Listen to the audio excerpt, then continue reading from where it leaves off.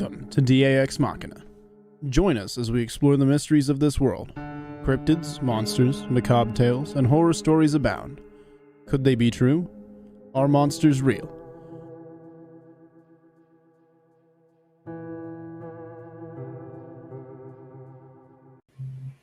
Good evening, folks, and thank you for joining us on another edition of DAX Machina. We got a full house tonight. Joining me in the studio is Robbie Rip Raines, Carrie Pocket Doc Davis, sporting an awesome new hat, Ryan the Wendigo guy, and for those of you who may not know him, Roy Washington, longtime friend of the channel, friend of ours, just an absolute awesome dude. I'm going to let him introduce himself, but if you guys aren't checking out his stuff, you're missing out. All of his links are available in the description on the show, so make sure you go by his YouTube channel and his Spotify, and make sure you subscribe to those channels. Roy, tell us a little bit about yourself, brother. Well, I'm a veteran from the United States Army. Served right after I got out of high school.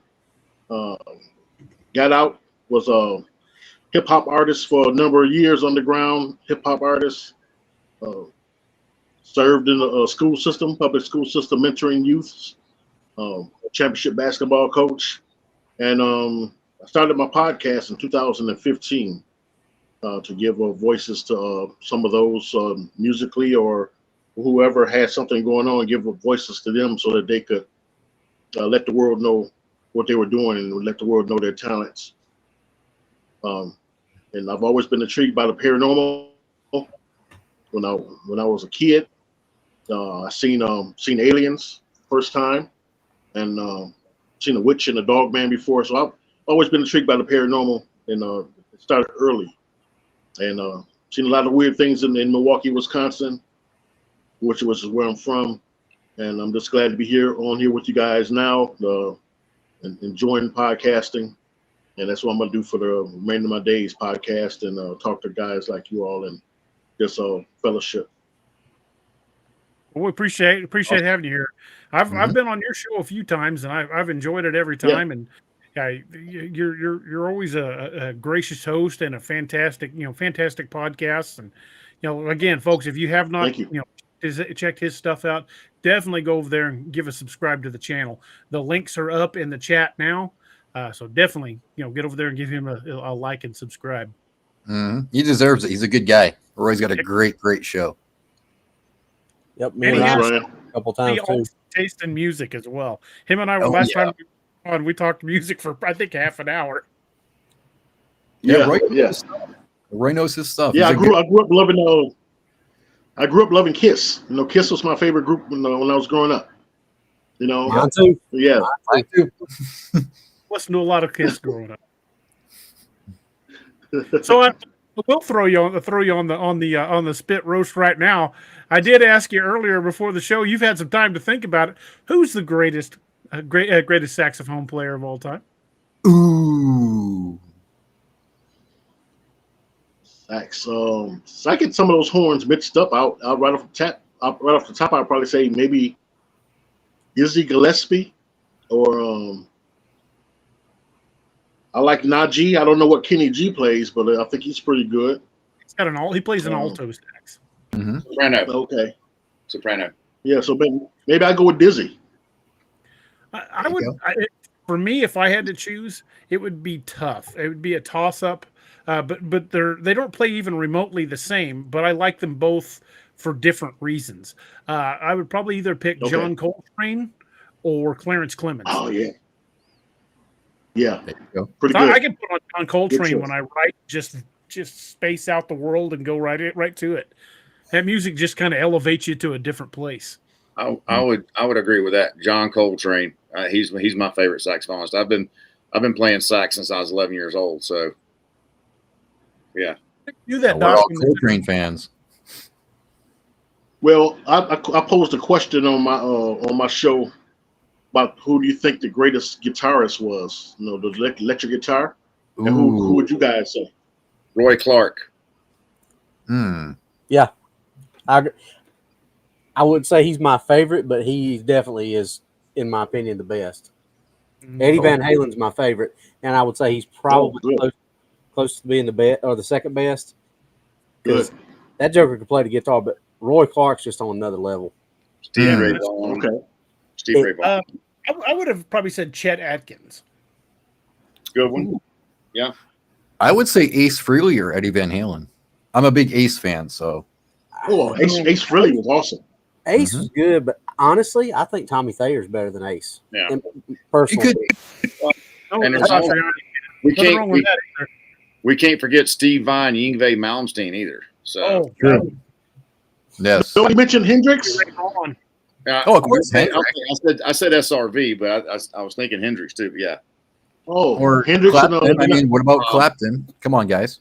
I thought Ernestly in there as well. Yeah. How about Prince? Oh, hey now. Oh yeah. Well, of course, Have you guys ever seen this video of James Brown? Who's that? So you got to bring. Have you guys ever seen that? Jimi Hendrix? I think you said James Brown, didn't you? Mm-hmm. Well, you ever seen this video of James Brown? He's in concert, and it's on YouTube. And there's a young Prince in the audience and a young Michael Jackson in the audience. He calls them both up on stage, and the three of them just do a number, and then Prince grabs a guitar from one of the band members and goes crazy. It's on YouTube. It's a pretty good video. Nice. Guys, how are we leaving out Marty McFly? Great Scott. Did you guys ever hear the story about how Sammy Hagar got to be guitarist for Van Halen? No. They were holding open tryouts at a theater in Hollywood, and Sammy Hagar was doing his own thing. He had his own, his own little gig playing on solo, and he just happened to be in the area. Was stopped at a bar, and they said, "Hey, you here for the Van Halen auditions?" He's like, "No, I didn't even know they were auditioning." So they told him about it. So he grabbed his stuff and went down there. And of course, there was like a string of people waiting to get in, but they saw Sammy Hagar and sent him right on in. He said, so I got up there and they put me up on the stage, and Eddie and the band was sitting in the front row. He says, and I plugged my little red guitar in, and he says, and I strangled notes out of that thing I hadn't played in years. He said, I played every note I knew how to play and even made up a few.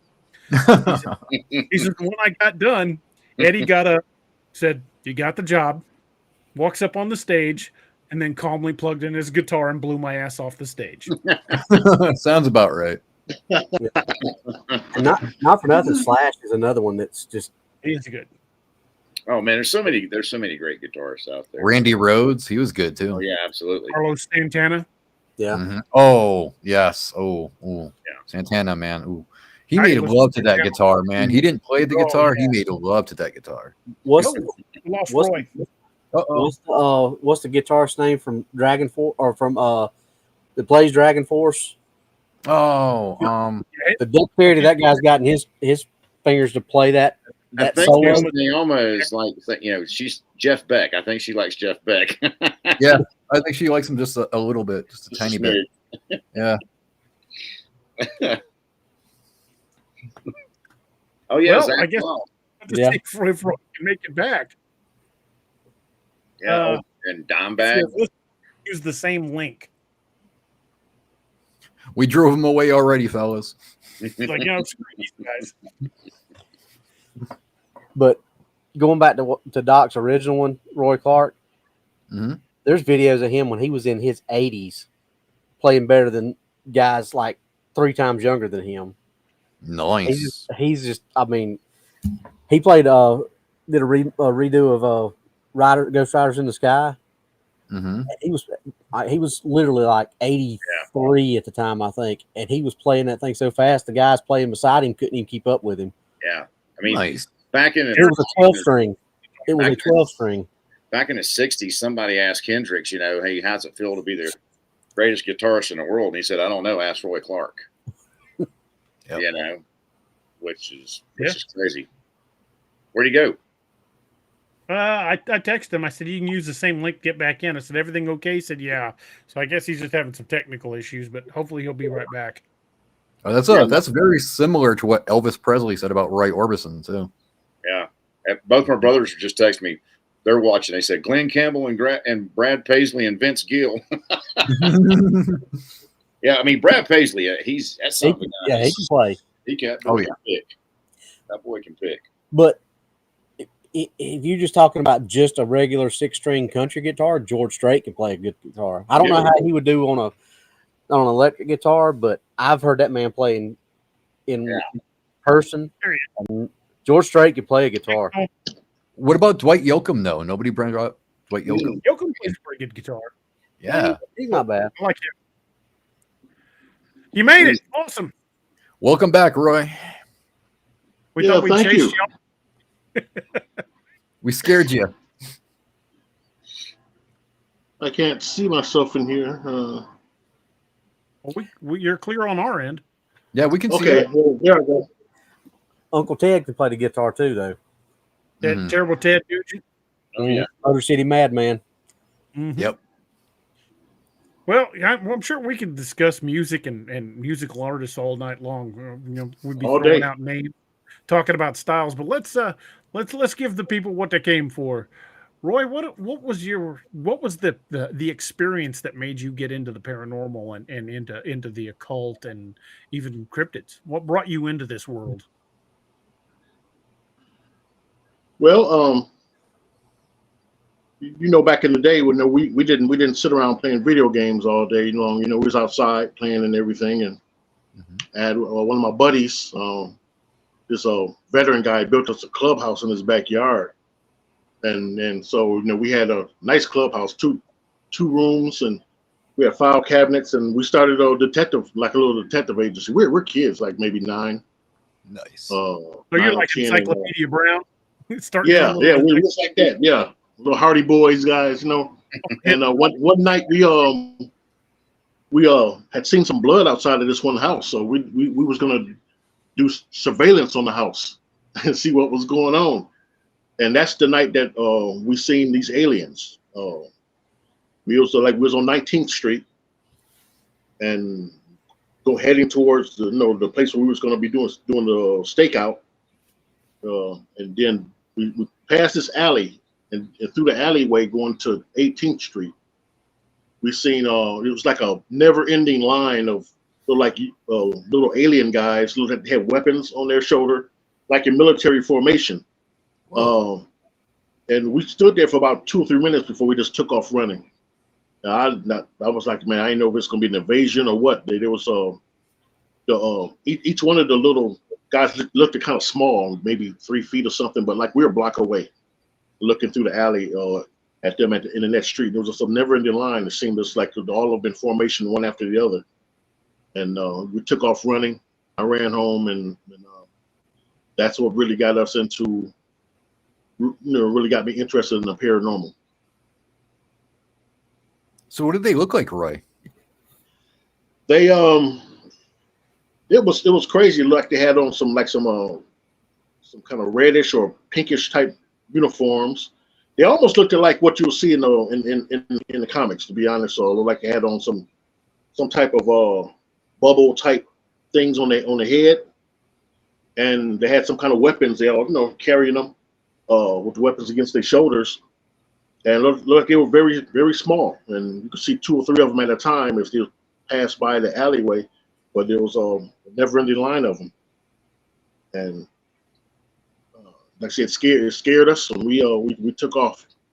Did you guys ever go back to that area again? Oh yeah, that was our stomping grounds. So we had never seen it again. But did anyone else report seeing it? Excuse me? Did anyone else report seeing that? No. It's just something we seen. So I don't know what it was, but we never heard anything else about it. But it's just an experience we share. I think you probably stuck around longer than I would have. Should have tried talking to him, man. Walk up to him, do that ack, see what happens. Yeah, if I was a little older, maybe, but yeah, we was kind of small. Greg House wants. I'm surprised I was out that late anyway. Greg House wants to know what town and state that was. Greg House wanted to know what town and state that was in. That's Milwaukee, Wisconsin. There you go. Yeah, there's a lot of cryptid activity around. We never got the stakeout taken care of. Well, that was the end of the stakeout. End of all that. Enough of that business, huh? Yeah, yeah, but yeah, we were serious. We had file cabinet and kept records and as little kids, all that. So it was also fun. Right. Nice. That's awesome. Yeah. That's cool. I can remember when I was young, my friends and I would get together on our bikes and we would ride out to places and look for all kinds of crazy stuff. Everything from Native American artifacts to, out north of the town I lived in New Mexico, you could go out to some places in the desert, well, not in the desert, but in the prairie, and still see ruts in the ground where the Santa Fe Trail went through. Nice. That's out there in Clayton. That's out there in Clayton, isn't it? Yeah. Hey, Corey. Yeah, sure is. Little cattle town. Yep. All but dried up and blown away now. Just drove through there yesterday. Again. Boy, I feel out of place here. Everybody's got a hat but me. That's unfair. Have to get you hooked up, man. Got to get you a hat. Right? I was going to buy one just for this interview. I've always wanted a cowboy hat anyway. I was going to buy one. But there you go. You should have fit right in, too man. late. Maybe next time I have one on. Yeah, absolutely. I definitely have one on the next time you guys come on my show, or vice versa. There you go. Me and Robbie, anytime you see, every time you've had us on, we've always got our hats on. Yep. Mm-hmm. Yeah. Yes. So what was the creepiest experience you've had? Creepiest experience? The year between my junior and senior year of high school, that summer, at my very first job. So I caught the bus catching it over to a friend's house, and from there we were going to go to the job. I had a little janitorial job at a college. So I'm walking, got off the bus. It's very early in the morning. It's not quite light out, but it's not really, really dark either. It's just kind of in between. Got off the bus and I'm walking, and I'm about to turn down this one block because he was about 2 blocks down this where I turned, and I seen figure approaching that was probably about a block away or something, and it was 2 figures. And you get that spidey sense that tells you that something isn't right about this picture. Now, I didn't know what, so I ran across the street, and we had really, really big, beautiful oak trees, and got behind one of them. And as they approached, it was a witch. And I don't know if this was a hellhound, but this lady, she was in all black. She looked like a witch. She was kind of old, had the hat, but she seemed to be gliding. As we walked, we kind of had that bounce to our step. She seemed to be gliding like she was on skates or something. And this dog was as big as any dog I've ever seen, and massively, muscle. And it seemed to have a red glow in its mouth. I don't know, what that was. His eyes seemed to glow, and he had a red glow in his mouth. And she had a big, giant chain on him, like a junkyard dog type chain, big link chain around his neck. And he's walking, and she's just gliding behind him.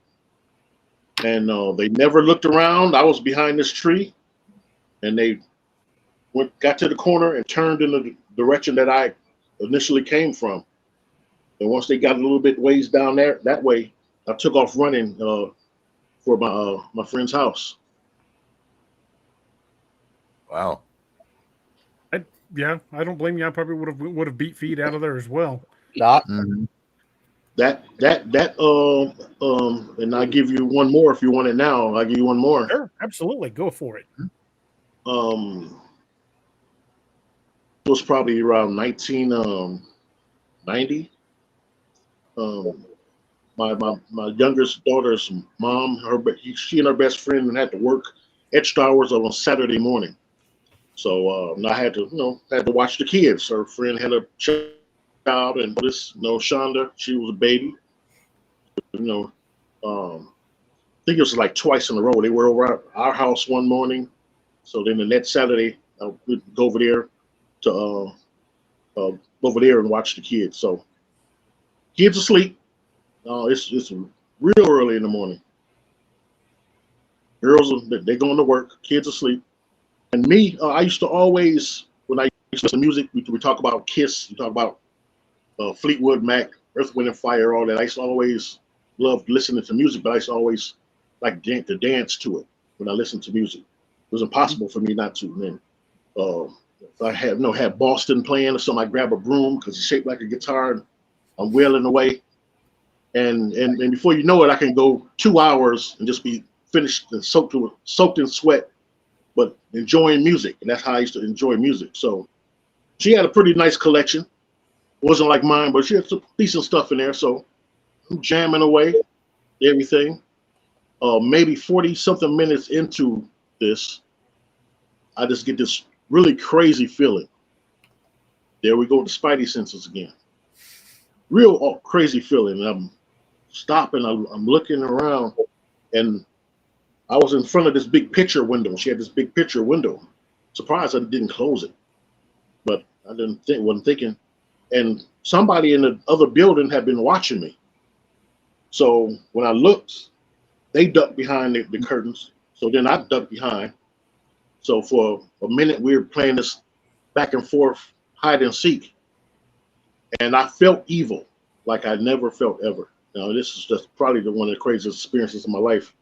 I felt evil. So I got on I had to close this picture window, but the cord, the spring was on the other side. So I had to get to the other side, but I didn't want this person to see me again. I didn't know who it was, but I didn't want them to lay eyes on me again. So I got on the floor and I bear crawled. I was post-army then. I bear crawled over to the other side where I could get hold of the strings and close that curtain. And I just remember the rest of the morning being kind of terrified. I got some knives from the kitchen because I thought whoever that was would probably come over to this building and try to maybe knock on the door or something. So the rest of that morning, if I heard somebody in the hallway, I was kind of terrified but ready to protect the children. But nothing happened of it. And the day went on. A year later, the Jeffrey Dahmer case comes out. Ooh. And Jeffrey Dahmer's building was that building where where he lived. The floor, that floor, and his window was on that exact side facing my baby mother's friend's building. So everything reads that was Jeffrey looking at me that morning. Good Lord. Good nights. You got to brush with a serial killer, dude. Yeah. And he was wanting a snack. That's even more terrifying. That's even more terrifying than running into some like supernatural stuff. I because agree. that is true human evil. Oh, yep. Yeah. That gave me the chills, man. You could say he was window shopping. Yeah. But most definitely. Yeah, most definitely, yeah. Man, that gave me the chills, literally. Yeah, man. Oof. I had a question for you, Roy. They said, okay. Says, what do you think the aliens were up to?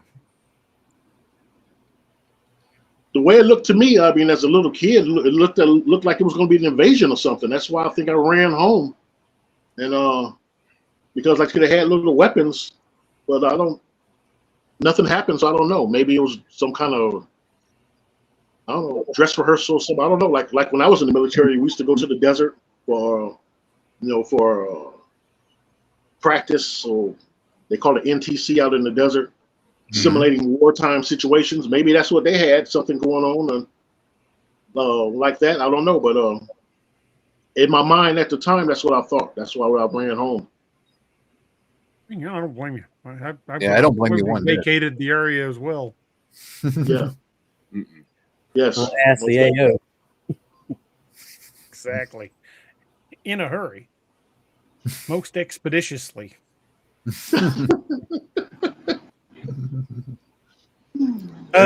Deus Vault says, can you say how tall they were, roughly? Like I said, I was about a block away, but they looked like they were, if I had to guess, maybe 3 feet, maybe a little bit more, but they were short guys. Itty bitty. Yeah. Say something, Ryan? Yeah, they were itty bitty. Yeah, they looked small. Yeah. Just here and there says maybe it was a military escort for a VIP. Ooh. You never know. Yeah. You never know if they're alien or something. You never know if they had was doing an exercise here on our planet. You never know.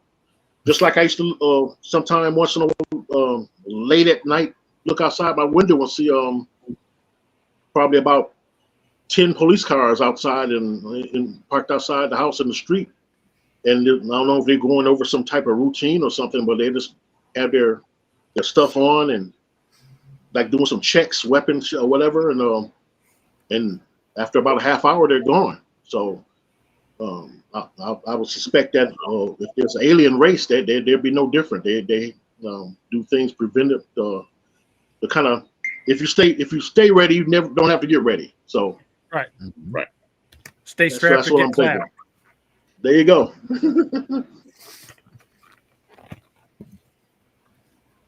Have you had any cryptid encounters? No. I know there are a lot of The only thing sightings I would- in your area. Oh yeah. Yeah, now I just heard an interview where a guy said he's seen a Dogman, and Ryan, you was on the podcast when I was talking about it on Silver Spring. Now this Silver Spring street is not far from my house, so where he said he's seen It a was an Dogman. urban Dogman sighting. Yep. Yeah, not far from my house, and it's over by this small army base, Fort McCoy, on Silver Spring, over by the park where a lot of the guys go play basketball. So and there's some railroad tracks and some some woods over there. So that's over not too far. I mean, so I'm joking with Ryan saying not go out to work. It's dark outside. I never know who I might see out there. Or what? Going to the garage. Yeah, who or what? Yeah. Yep. That's not the only time I've heard of urban Dogman sightings. There were some that were spotted in downtown LA, near the LA River. There have been downtown Dogman sightings in the suburbs around Houston, Michigan. Ryan, this is more your neck of the woods. Remind me if I'm remembering this correctly. Wasn't there one just outside of Phoenix in one of the little bedroom communities? Yeah, and there's actually a lot in Tucson too. Tucson's a pretty crowded city, and there's quite a few reports of Dogman walking around down there. Without Dogman, Tucson's a rough place to be. Oh yeah, especially at night downtown. Don't go there, but poor Dogman might not stand a chance, man. He'd get roughed up and robbed. possibly, yeah. Well, anybody that's ballsy enough to go and try to shake down a Dogman, maybe not somebody you want to mess with.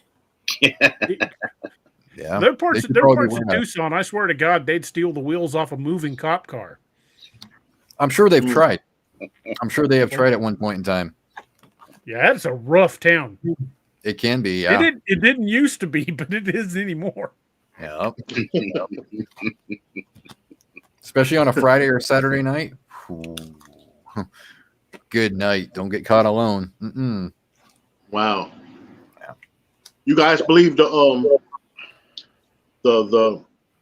thing where they say where I heard Dave Schrader from Darkness Radio say he'd rather face a room full of ghosts than some people that you might meet. Yeah. I just gave you the Dahmer story. I've worked corrections, and I can tell you, yes, I would rather be in a room full of ghosts than a room full of inmates. Mm-hmm. Mm-hmm. Yeah, it takes a special crazy to do that for a living, and I did it for 10 years. Yes. I gave you the Dahmer story. Let me give you this story here. And it was just a weird summer. This had to be the summer of 84. Just a weird summer here in the city. Got a couple of things I can share with you about this summer, but here's one story. Four of us guys. It's probably about 10:30, 11 o'clock at night. We're walking through the alley, through one of the alleys in a neighboring neighborhood. Dark out there, it's dark out. Mm-hmm. And we're walking, and in the alley approaching us is this woman. Very tall, She probably maybe about 6'3", 6'4", if not a little taller. She has on a wedding dress, and I mean one of those wedding gowns that trails behind her. So we're about to pass her up. She stops and she says, "Hey guys, hey, how you doing, man? We're about 17, whatever, 17 years old, all of us." And she says, "Can one of you guys hold my purse for me?" So, okay, yes, ma'am. She hands it to one of my friends, and on the purse is this big Michael Myers type knife with fresh blood all over the blade. Whoa. He holds the purse, and we're like, "What the hell?" And she hikes up her wedding gown, squats in front of us, and uses the urinates. What? We're kids. We're like, whoa. So we're trying to hold our emotions in, and everything is crazy. So when she's done, she said, "Thank you." The guy hands her the purse. "Okay, have a nice one." And we walk out of the alley, and we hit the street. We're walking, and we're just talking about, man, how crazy was that? We're just amongst ourselves. Somebody from the group turns around and just looks back, and she had turned around, and now she's following us. She's not directly behind us, but she's on the other side of the street following us, glaring at us. And we're like, what the heck's going on? So, we're young. We're, in pretty good shape. We said, when we hit this corner, we're just going to haul tail back to our neighborhood. And that's what we did. We hit the corner, and we just took off running like bats out of hell, and never seen her again. But that was a very creepy situation. The killer bride. Yikes. Yeah. Humans, man. Humans are so weird. I'm telling you. Yeah. You ain't wrong. I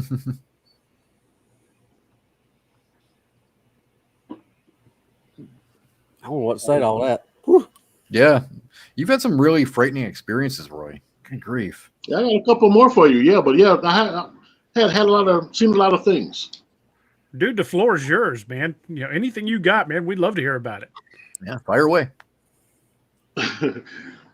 All right. I don't know if you guys seen any of my TikToks. I did a TikTok about urban legends and things, weird things, in the city of Milwaukee. Mm-hmm. And it's one I'm about to do. But I'll just give you a little heads up on it now. But that same summer, we used to have blackouts. So for some reason, we had maybe 3 or 4 blackouts that summer that'll last maybe a day or something. And so at night, there's no street lights, and it's very dark out. Mm-hmm. There was this guy, when there was blackout, there was this guy who was coming outside. He had a Dracula outfit on, and he had the fangs, everything. He was chasing people. And if he caught you, he bit you. He chased two of my friends, our friends, so our circle. We knew these 2 guys. He chased them, maybe about 5-6 blocks. They made it to one of the boys that stayed closest. They made it to his house. Got into the house, and I talked about this on one of my shows, The Darkness of Man. And so they're in the house. He's calling his dad because his dad is at work.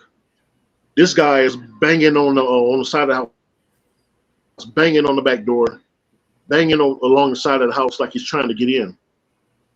The guy's dad don't stay too far from the house, but he doesn't work too far from there. So he jumps in the car and comes home. When they see Pops pull up, they run out onto the front porch, and the guy in the cape, he's on the corner, standing there. So Dad is like, "Hey, what the hell's going on?" So they're about to approach this guy, the 3 of them, going over there, and this dude just turns around and I guess walks off. They get right to the corner. There's nowhere to be seen. So this guy, he kind of terrorized the city a little bit. Whenever it was a blackout, he was coming out doing this, and there was a young lady found in this one cemetery that I'm about to do a show on. This one cemetery on Titonia Street here in Milwaukee, and they believe he had got a hold of her. She had bite marks all over her body. Really? What kind of bite marks? Like human teeth or animal teeth? Yeah, like human teeth. Yes. Yeah. There's some sick individuals in this world. There certainly are. Yeah. When you're talking about, they said he got to the corner and he was gone. That kind of reminds me of that story from New Orleans where they thought they were chasing a vampire and they rounded the corner and it was a solid block and there was nowhere he could have gone but up. And that's freaky. I mean, if he should be there and there's no place they could have gone, right. That's a moment there. Yeah, anybody pulls that ninja advantage on me, and I'm just like, oh, I'm not messing with you no more. I'm done. Got a super chat from Vic.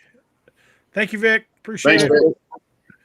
Says cryptids are more regularly seen around the world in the last 10 years. What could be the reason? P.S. It's coral trout vindaloo today. Nice. There's a lot of factors I think kind of go into the fact that sightings are on the rise. Yep. We've kind of postulated, and Roy, we definitely want your opinion on this. We've kind of postulated that since COVID, since people stopped going to a lot of parks and out onto trails, that nature has kind of retaken some of that area. So we're starting to see big predators closer to big cities. I know we're certainly seeing them here in Missouri. And I also think that sightings are just on the rise in general. The shows like this and other channels have certainly made it easier for people to report sightings, but I don't think that means that there isn't the same amount. I mean, I think that definitely means there's still a rise in sighting encounters, and there also seems to be a rise in a number of paranormal encounters. So I don't know if there's a connection. Some say that the veil might be thinning. I don't have a single answer for that, but it does definitely seem like sightings are up all across the board. I'd agree with that. But years ago, a lot to consider though. Go ahead, Roy. Ryan. You want me to go first, Roy? Yeah, go ahead. All right. Well, I think just a lot to consider, man. I mean, we have channels and shows like this, and that's raising the awareness of what some cryptids are. And I do think sometimes there are imaginations running wild. I know it's going to make people angry, but, in the case of like skinwalkers, everybody's like, I see a skinwalker in Washington. No, you don't. Be quiet. But, it's also, people are more comfortable now. Like they can come to DA or Roy or Robbie or Doc or me and talk about cryptids. So that's got a big thing to do with it too. But take it away, Roy. Let's hear your opinion now, brother. Well, we're just talking about as far as DA was talking about, certain animals and things that you start to see in the city. This was before COVID. Remember, there was some reports of some lions, and I don't know where these lions had come from, but they were in our city. Oh. Then had a few dead dogs, and one guy I worked with, I don't know why he got out the car. He got out the car. He said he seen this one. I don't know if it was a mountain lion or something that was hiding from him underneath some garbage cans or something. And he showed us the video. We had the video. He went to the end of his car and took a little short video before he got back in. And what really got it for me was there were some guys. I wish I'd saved this video or whatever, but that same Capitol Drive, Silver Spring, that same kind of in that area on the east side of Milwaukee, some guys in a car following this one lion by this one park, and this was a male lion with a mane. Whoa! Like an African. Now, where these things came from, I don't know, but they were in our city, and it was a crazy time. So this is back in probably 2016. So it wasn't escaped from a lion, private collection. Yeah, I was gonna say that's not a mountain lion. That's an actual African lion. If it's got a mane, yeah, that's an African lion. Well, yeah. The one that my guy took the video of was didn't have the mane, but didn't some other guys put out a TikTok or something? They was following kind of behind this lion. This bad boy had a mane. I was like, wow, that's a male lion right there walking in our city. Wow. Oof. That's an animal that can do a lot of damage to a person. Mm-hmm. I'd rather run into a Bigfoot than a male lion. Oof. It'd be the female lions you should worry about. They're the ones that hunt. Male lions can be really aggressive, though, man. If they feel like their territory is threatened, they suddenly have the energy you didn't think they had before, and you're going to regret it real quick. Oh, yeah. I wouldn't want to tangle with any big cat. No. Nope, I was stalked by a mountain lion once, and that's enough for me. Thank you very much. I think it's a combination of what Ryan was saying, but also what we were talking about earlier. Because we've said it before. Back in the frontier days, you had people like Daniel Boone, Davy Crockett, Teddy Roosevelt. You had people that were not scared to get out there and push any and all these big predators, Bigfoot and Dogman included. Yeah. And now sorry, not sorry, we don't have that kind of people, or not as many of them left in this world. But also, right. Now it's a little bit like Ryan said, more. It's still not completely mainstream accepted, but it's more accepted because of things like that we do. But I still think that a lot of it is, when we were out of the woods for 3 years, it doesn't take nature long to take back over a place when people are not encroaching. Right. So they push back in. There's nobody to go back in and push them back to the outskirts again. So that when people go back, they see them. But now it's like Ryan said, it's more accepted for people to go places like this and say it. So I think it's a combination of both. Sightings are on the rise because they're moving back, or they're moving into these areas. But we're getting more of those reports because there's places for people to go and feel comfortable to do it. I just think it's a combination of both.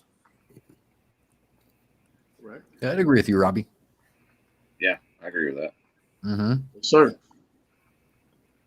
House, that's kind of cougar you want to get attacked by, though, right? I don't know, man. Some of those cougars, watch out for them. They're real man-eaters. Watch out, boy.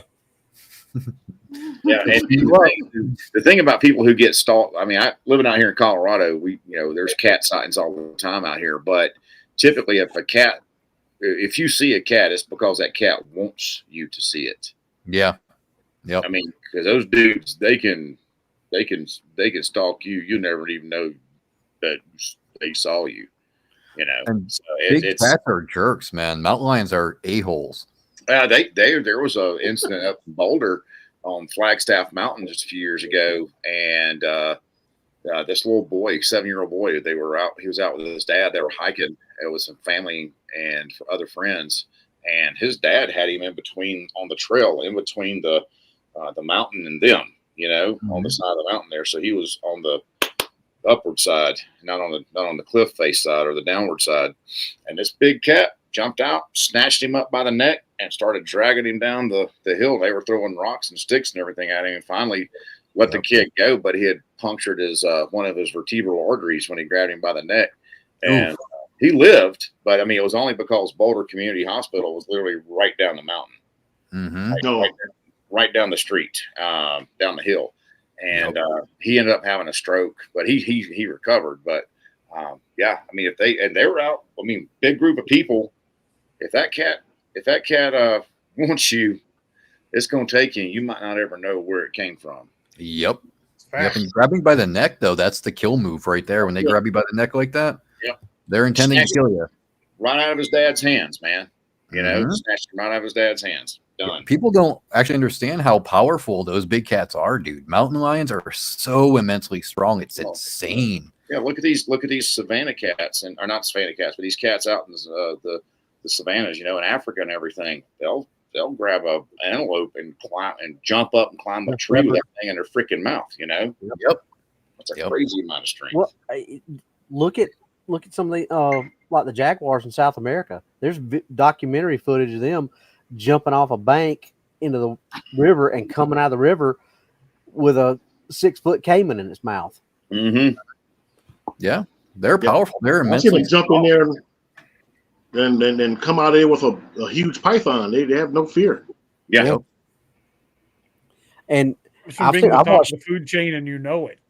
I've watched documentaries about some of the man-eating tigers in India, and like they would these groups be out walking trails and forests, or in these forests, and the person in the back of the group gets taken, and nobody else in the group heard it. And the only way they figured it out is finding the blood trail and following it back and finding what the tiger didn't want.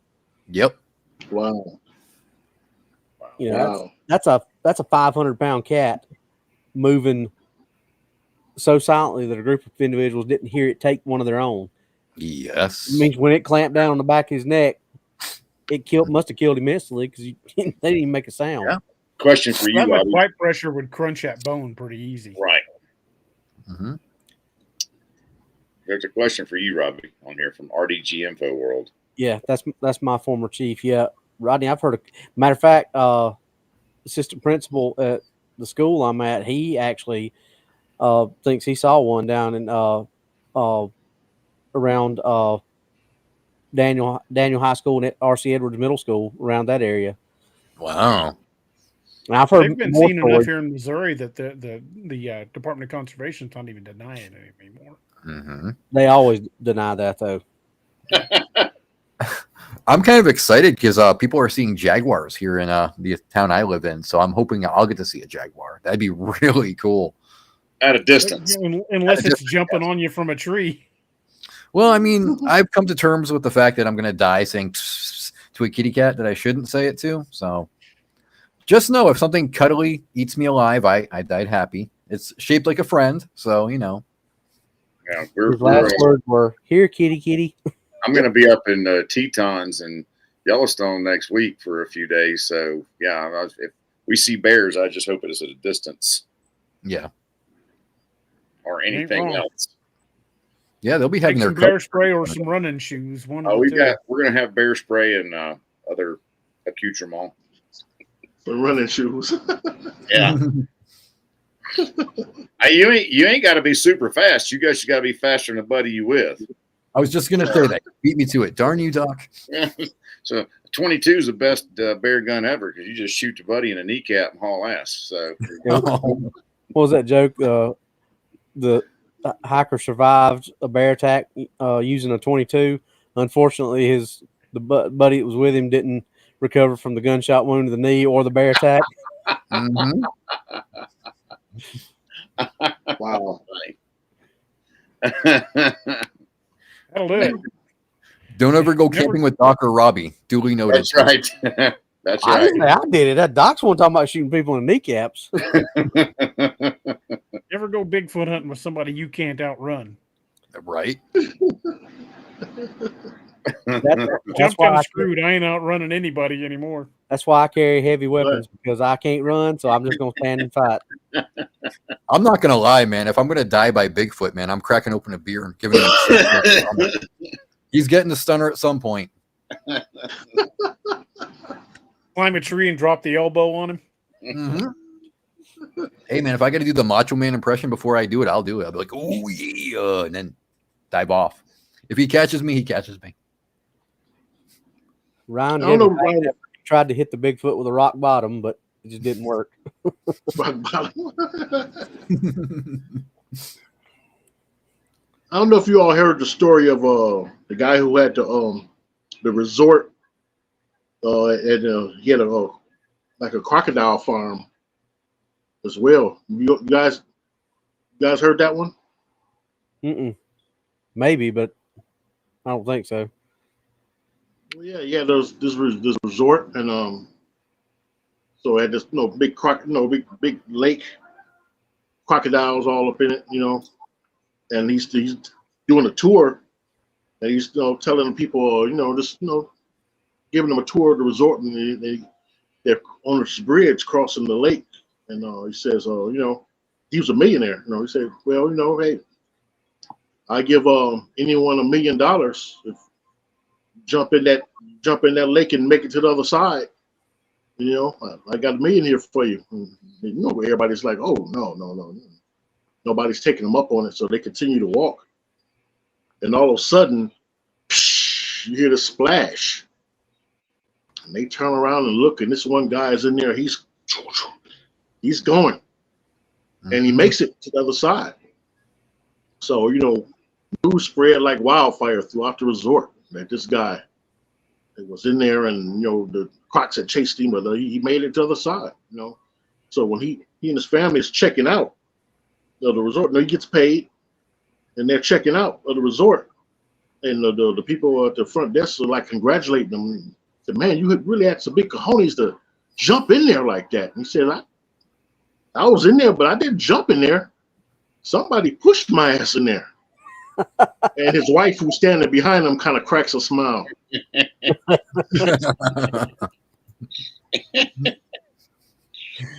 Oh, man. She's like, get your ass in that water. That's funny. Make it or not.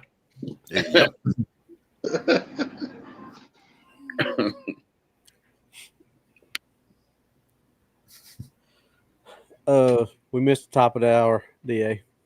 Or bottom of the hour, rather. Bottom of the hour. It's almost the top of the hour for us. Yeah, it's coming up on the top of the hour. Mhm. Well, let's hit the bottom of the hour. Doc, you want to tell us a little bit about Dark Angel Medical? Sure, Perhaps? man. Sure. Yeah. So for those of you who have read DA's books, especially his later ones, The Wild Hunt, Lakeview Man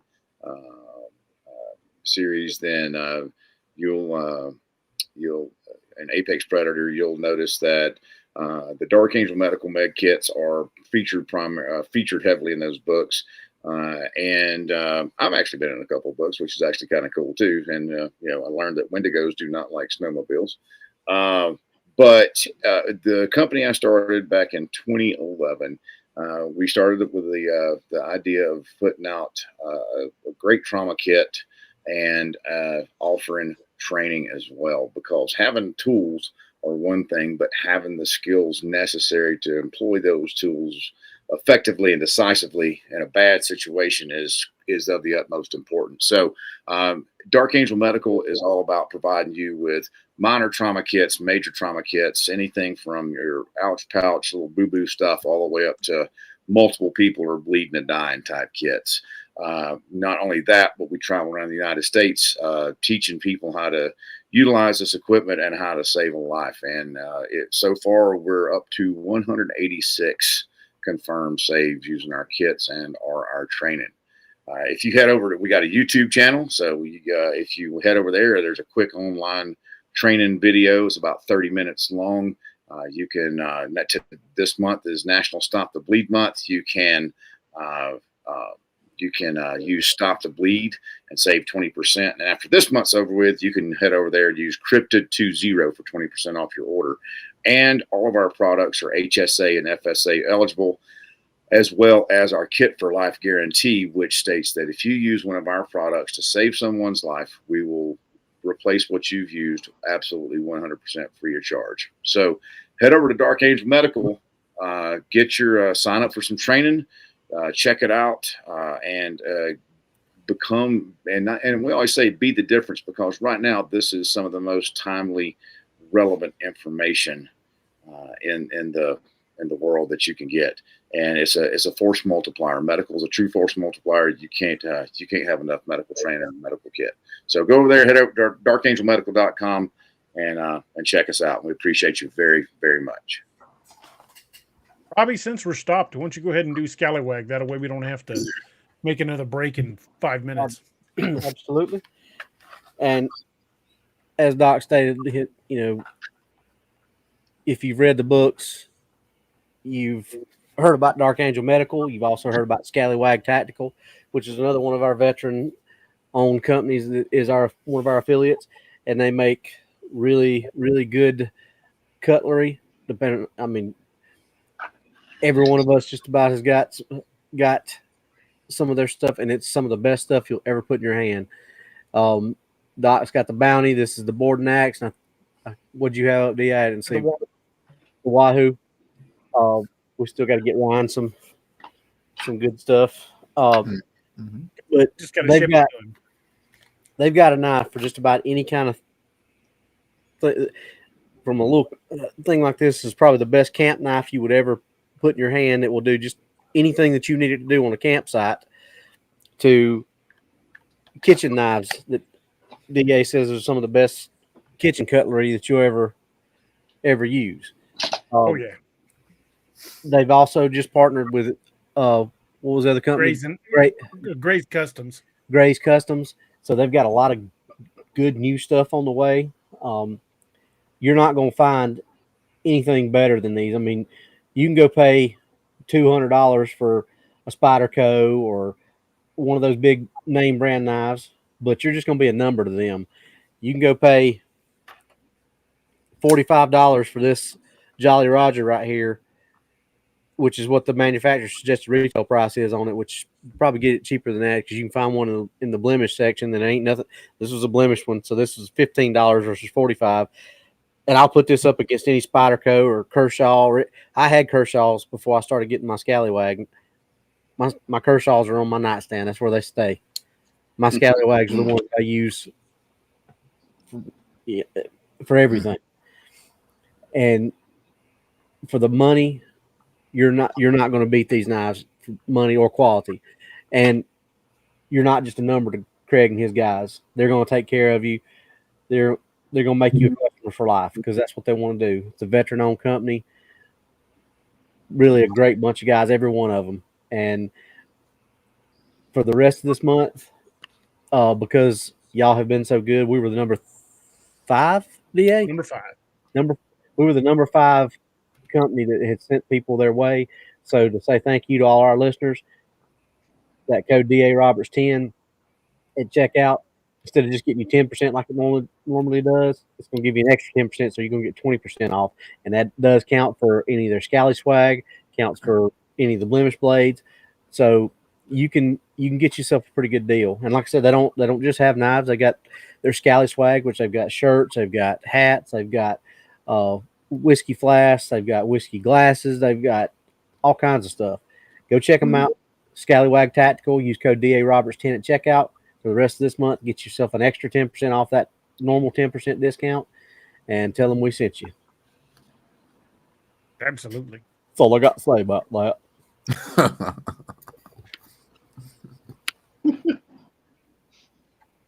So now back to the creepy stuff. Doc, there was a question for you in the chat, though, by Frank. Answered it. Oh, you did? Okay. Yep. Excellent.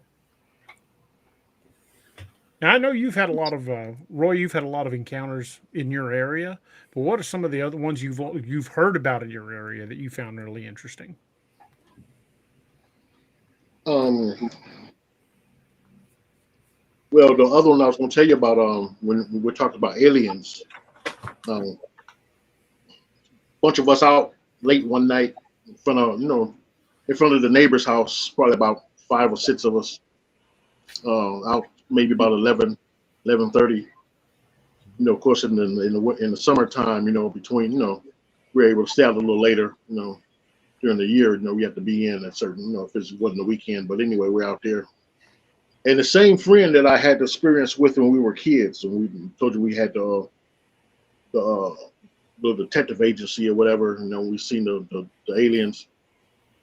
He comes running from around the corner. I guess he'd come from the alley. I guess he was on his way over to hang out with us, and he had encountered something in the alley behind my house. So he come running, pouring sweat, very excited, as far as in a terrified way.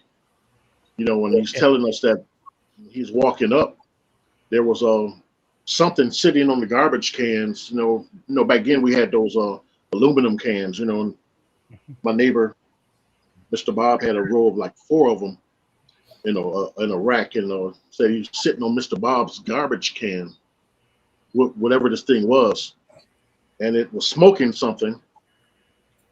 And he says it got closer, walking past it, it had webbed feet. Ooh. And he looked like the Gill Man. That's what he said. You remember the creature from the Black Lagoon, the Gill Man. Mhm. Yeah. And he took off running. So when he get around the corner to us, he's kind of trying to tell us what's going on. We all shoot around and go back into that alley, and whatever it was is gone, but whatever it was smoking was on the ground. Mm-hmm. And so that was just something kind of creepy. Took him a while to get himself together, but that was something that was kind of creepy. You know, we have an urban legend that I'm going to be investigating pretty soon. There was this lady who stayed maybe 4 blocks from me, and they say she was a witch.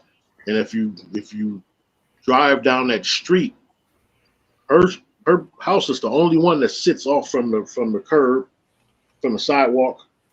You can barely see the house because it's covered. You know, there's trees in front of it and shrubbery and stuff. Mm-hmm. So you can't get a good look at the house from the street. But the urban legend is that she got into it with police one day. Cops are out there, and then her husband was very aggressive, and the police had to put him down, had to shoot him. Oh. And she made some kind of chant, went into some kind of chant, and this man gets up from the ground, but he's in a zombie-like state now, walking. Very crazy story. I wasn't there, but I know this woman was very creepy. Well, as kids, we used to ride by the house, and they go through the alley. So in the alley, we can get up close to the house, and we'd throw something at the window, or whatever, and she'd come running out that back door, and we'd just take off on our bikes. You know, but that's something I'm going to bring back. Well, you know how kids are. You know, we were just very adventurous. You know, we get on our dirt bikes, and we just go. We just wanted adventure. That's what we wanted. And so yeah, what the smartest thing to do, but you know, we didn't have PlayStation and Xbox to keep us in the house, so we went outside, and we just we're out there all day. The good old days, man. The good old days. Absolutely. Yeah. Yeah, most definitely the good old days. Mm-hmm. Yeah, so this actually I've seen a lot of crazy things. This is probably just the woman I told you about in the alley was scary, but the scariest woman that I've ever seen in my life that still gives me nightmares. She used to come to our church. I was brought up in church, and this lady, very scary looking. She was very black. Her skin was so black that her eyes seemed to glow. And she would come maybe 2 or 3 Sundays in a row. Then you wouldn't see her for 6 months. Then she'd pop back up a couple Sundays, and that was her routine. And every time she came, you know, she'd sit on the front row. And it seemed like when the preacher was getting ready, you know, Pastor Henderson, seemed like he was getting ready to preach, she would jump up, and you know, being in church, I kind of know what tongues are, but she wasn't speaking tongues. She was something else. Something crazy. She'd go on for maybe 1 or 2 minutes, and then she'd sit back down, but it caused a distraction. Mm-hmm. And she was very scary. I'm a little guy.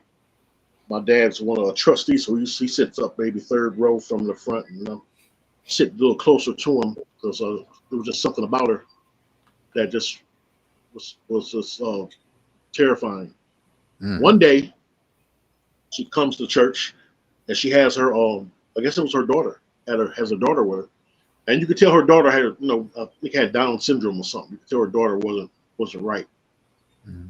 So they sit on the front row, and when Pastor Henderson's ready to give his sermon, these two starts tongue kissing, French kissing. Whoa. Deep tongue kissing, making out for like a minute. I mean, and I'll never forget that day. You know, everybody, just the whole church was just focused in on that. And nobody did anything to break it up or anything. They went at it, and and then when they were done, it sat there. So I'm just wondering now, looking back on it as a grown up, was that some type of demonic thing, just to kind of interrupt the flow of service, or what? Because she had all these antics, and very scary woman. If I seen her and I was alone, I'd run the other way. Probably still today. That's just how crazy. That's how crazy she was, and how much of an impact she made on my life in a negative way. That sounds almost like they were intentionally trying to disrupt the service. Yeah. That's what it seems like. Yeah. Yeah. I don't know if it's demonic or just a twisted individual. Hard to say. Right. Yeah, that's definitely bizarre. Mm-hmm. That's not normal. So you're in Milwaukee. How far are you from Elkhorn, Wisconsin? Elkhorn, maybe a couple hours. Have you ever gone down there? That's the Vista Bray Road, right? Mm-hmm. Yep. Vista Bray Road, yeah. I plan on checking that out at some point. Well, there's quite a few Dogman like sightings. Rhinelander. Mm-hmm. Yeah, we have sightings in Rhinelander, Wisconsin as well. That's upper Wisconsin, going towards Canada. And I did a show on that because a friend of mine, his girlfriend had some people that she know from high school. They recorded some sounds of what they think was a dog man one night, and that's kind of really creepy audio that I still have. So I plan on doing that at some point. Yeah, they'd definitely be on my list. If I was that close, I would be there fairly regularly. 2 hours, man, I've driven farther than that just to try to record stuff. Yeah, I think I gotta have a team with me though. I'm thinking I'm gonna have a team with me. I'm not gonna I don't blame you. I would definitely go with a team. Yeah. Gotta have a team. I've heard of live demonic. I've heard of demonic possession before. They're in that's Milwaukee. Yeah, that's a piece of audio that I will never forget. Well, the events that inspired The Exorcist actually happened in St. Louis. Yeah. Yeah. That's right. There's all kinds of stuff like that here in the Midwest. It was a boy though in real life, right? Yeah, I believe so. Yeah. Well, a friend of mine, his mother, very religious, used to go to church every Sunday, and the old school tape recorders, the square deals with the little buttons and the red button for record. She used to take that with her to church every Sunday and record the service. So then she come home, she's cooking Sunday dinner. She replay the service and kind of stay in the spirit. Well, one day he comes running over to my house. He's like, "Man, you got to hear this." So we go over there, grab that tape recorder, and it was from the service that day, and play it. And it was very eerie because you could hear the part in question. You could hear that the church going on, and the congregation singing and everything. And then all of a sudden, the singing and everything turns into screams, and you could hear like people running. People are running away, and you can hear people running and knocking over things, and people screaming. And you hear this deep growl, and you hear the pastors and them just like telling people to get out and telling other people to pray and everything. And she starts. This was a woman, but the deep voice like that, she starts laughing, and you hear this battle going on between them, and like I said, that audio. I think I slept with the light on for maybe a couple months after that. It was just very, very creepy. That audio was very, very creepy, but it happened that day, and he let me hear it, and so all this stuff that didn't happen, I think kind of forms what I do now as far as with paranormal and with being on shows like you all's and everything, because I know that there's other things out here. I think there's There's things in the sea and ocean that we don't know about. There's things out in the woods. I definitely believe in a spiritual battle that we have. Told y'all, if you've been on my show, I told you I've served in the military with satanic priests, people from all over the world. So all that's influenced me to doing what I'm doing now. Because I know there's other things out here that's beyond ourselves.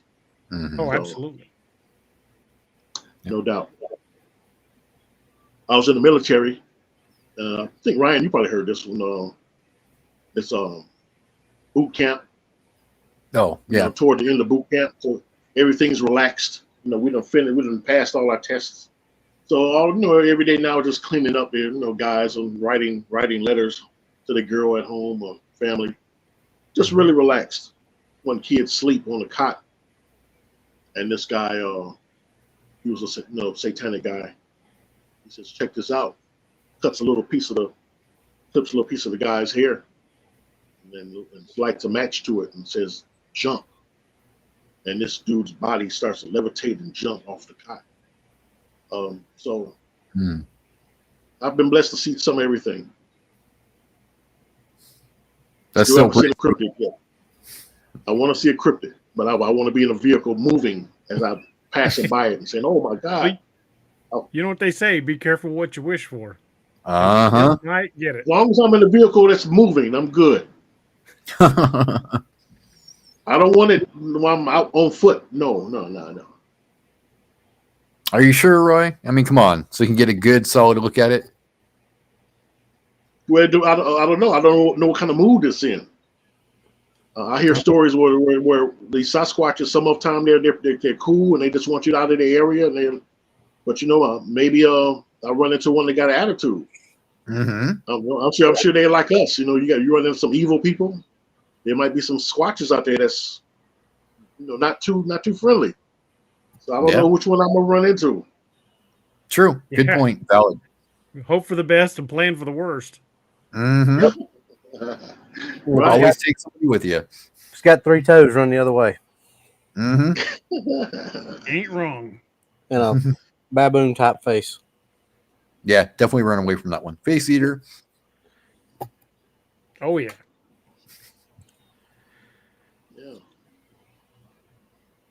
D says if you're in a group, Roy, just make sure you can run faster than them. Yes. Yeah, I have to trip somebody. Tie their shoelaces together. Yeah. Have one person in the party that's the designated decoy. What's the guy supposed to do? Flap his arms like their wings and go like caw, caw. One guy that'll take off in another direction. I think we've established that caw, and tookie don't work. What movie was that from? I remember. I know it, but I can't think of it. Yeah. I'll give you that actor. Orlando Jones is the one that said that line. And he was talking to Sean William Scott. I don't know. Anybody in the chat? Evolution. Oh, okay. All right. David Duchovny. Yeah, see, you didn't drop David Duchovny's name. Otherwise, I would have got it. I was trying to make it a little bit hard. David Duchovny, I love him. He's a great actor. Yeah, he is. That was a funny movie all the way around. Yeah. Lene says Evolution. Yep. Dan Aykroyd was in it. Miss Lene got it. Miss Lene is good, man. Oh, yeah. She's right on it. Mm-hmm. Always is.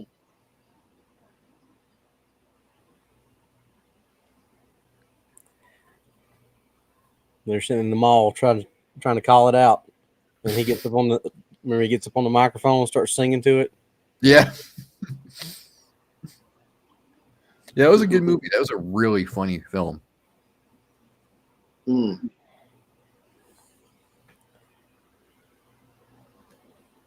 You know, was somebody?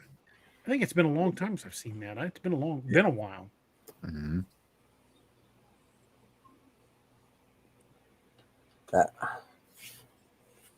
DA, that was a creepy story you told me about when you came face to face with that bear. Yeah, And that's just a bear. I mean, you know, it'd be much worse if you had to walk around a corner and run face to face with a Sasquatch. But that, you know, coming face to face with a bear was a brown pants moment, I can tell you. Had it been hungry, that whole situation would have been much different. Because there wasn't no way my chubby butt was outrunning him. Yeah, that reminded me of the scene in Congo. Remember? Yeah. When the silverbacks come and say, "Don't." One thing, don't run. Oh yeah, One stands there. I ran away. Yeah, and after the encounter, hey, where'd you go? I run away. Mm-hmm. Sorry. Yeah. The leech scene is funny too. Yeah. Okay. He tries to hand him the cigar back, and he's like, Yep. Burn it off. No, you burn it off. It's your own leech. Congo was a great movie. But I love that the chick was the hero of that too. You know, there is a connection with Congo and the cryptid world. Yeah. Michael Crichton created the gray gorillas for the Congo based on the killer ape theory, which was later proven to be the billy ape.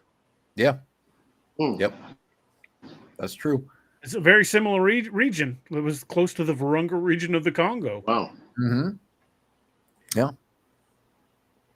Yep. And the locals had been talking about the billy ape for a long Wow. time, and you know, like everybody from National Geographic on down was like, no, it's not. They're not out there. And sure enough, they were. Mm-hmm. Looks like Doc may not be able to make it back. He's having some internet issues. It's the wind and the storms are picking up out his way. But speaking of which, we got storms moving into our area. They shouldn't be here for another hour and a half or so. But if they're earlier than they're calling for, and I suddenly disappear, we've got some high winds and thunderstorms coming into our area. It's supposed to be pretty bad. They're saying tornadoes. Y'all Okay. can't catch a break, man. This spring and early summer has been brutal with storms coming through. I was out at one of the local lakes, actually yesterday, and I can't tell you, you know, how stunned I am how far up they are. I mean, way above their normal banks, and you know, we've had such a wet spring that, you know, lakes and rivers are way above where what normal is. I think we lost Roy too. I don't think you lost them. Yeah, be right back, guys. All right. All right, Ken. Be right back. All right. Thanks for the warning, Roy. Any new sightings out in your area? Not as of yet. I mean, I'm still looking into that encounter that my buddy had at his cabin. So when he's ready to talk about it some more, I want to share that with people because I think that's really a very interesting encounter. I'll tell you about it backstage. How far away from you is it? It's maybe about, 50, 60 miles, but, it's his cabin, so I know where to go. Yeah. So I plan on maybe going out there when he's ready to go back out and look around a little bit. Because that was interesting. That was very, very interesting. And I'm just going, ooh. I definitely want to hear about what you find. I mean, I think that's going to be a great area.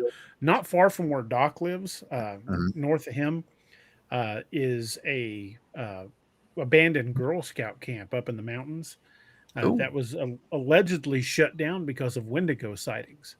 Oh, really? Yeah, it got bad enough when the camp was still operational. They started telling everybody, we got to keep you locked in your cabins when it gets dark. There's something that's coming into camp. And they were describing it as like the descriptions were, like the classic description of a Wendigo, very gaunt, very, very big, very emaciated looking, but gray skinned. And they finally shut the camp down. And Doc and I want to go up there. Oh yeah, definitely got to let me know what happens there. Ooh. Oh yeah, we'll hopefully we'll Shanghai Robbie in on that too. Because 3 guys that can't run is always better than 2. Yeah, I think Doc probably outrun me and you. Yeah, Doc will be picking them up, putting them down. You and I will be like, one of us will shoot while the other one's reloading. Reloading. You better bring some silver with you. That's all I'm saying. Yeah, lots and lots of it. I plan on taking Dragon's Breath rounds if we go. Might not kill it, but nothing enjoys getting its ass set on fire. I'll give it something to think about. That's for sure. Yeah, I plan on being the most spicy meal it's ever eaten if it gets me. Oh boy. I get one of them flamethrowers from Palmetto State Armory. Yeah, there we go. You guys are crazy. Rodney just made him an order off a Scallywag. Nice. What'd he get? He got the mini neck knife, what he said. Nice. Ooh, very cool. That's a cool little knife. Yeah, I've got a couple of those. There he is. There he was. There he is. There he was. There he is. Wow, what's going on? For those of you who may be epileptic, do not look at Roy's screen right now. That would include me then. The strobe effect may cause seizures. Mm-hmm. There we go. What happened, Roy? You guys see me? Yeah, I got you. There we go. Okay. Mm-hmm. Guys talking about. I heard something about a flamethrower. Yeah, that was we Robbie. talked about packing one in if we go up and investigate a Wendigo sighting. Mm-hmm. I don't know. I don't think I would rely on modern technology for that if you're going to face a Wendigo. Go the old ways. The old ways work for a reason. Well, I've got some silver. You don't think a flamethrower would deter something like that? I'm right there with you, man. I don't think anything enjoys getting set on fire, whether it kills. Yeah, but if you want to stop it, though, I mean, Primary concern is going to be stopping it from eating me, not necessarily A stopping video it. today that was kind of crazy. I love it. Yeah, I seen a video today that was kind of crazy because I love dogs. It was a crazy video. It was a house was on fire, and guess everybody was outside of the house, but the dog was about maybe 2 stories up, and the dog is in the window, and they're saying, "Come on!" And they calling and saying, "Come on, come on, come on!" And dog's looking around like it's the last resort. He don't want to, but I guess the flames was really on him, and he dove out of there, and they was able to get him, and part of his behind was like it was burnt a little bit. For dog. Yeah. Poor puppers. Glad he got out of there. No kidding. Poor dog. Yeah.